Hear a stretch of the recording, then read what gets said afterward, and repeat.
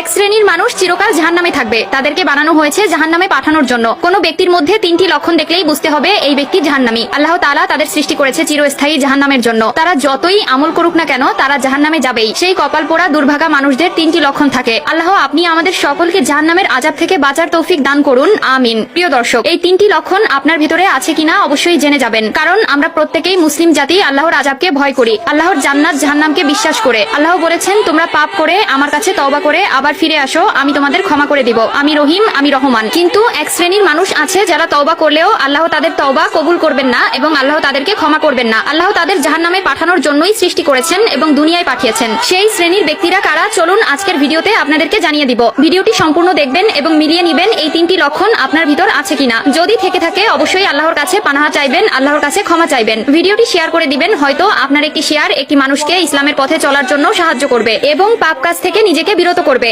একটা জাহান্নামী ব্যক্তি একটা চতুষ্পদ প্রাণীর চাইতেও নিকৃষ্ট, কারণ চতুষ্পদ প্রাণী জাহান্নামে যাবে না, কিন্তু একটা মানুষ আল্লাহর সৃষ্টির সেরা জীব হয়েও তার পাপ কাজের কৃতকর্মের জন্য চিরস্থায়ী জাহান্নামে জ্বলতে হবে। তো চলুন বেশি কথা না বলে শুরু করি আজকের ভিডিও। আজকে আমরা জানবো জাহান্নামী ব্যক্তিদের তিনটি লক্ষণ সম্পর্কে, যে তিনটি আমাদের সকলের মধ্যে বিদ্যমান থাকতে পারে। জাহান্নামী ব্যক্তিদের তিনটি লক্ষণ হলো, এক, তাদের অন্তর আছে কিন্তু এই অন্তরে আল্লাহর ভয় জাগ্রত হয় না। যে অন্তরে আল্লাহর ভয় নেই সেই অন্তর শয়তানের দখলে থাকে। সহজভাবে বলতে গেলে তারা আল্লাহকে বিশ্বাস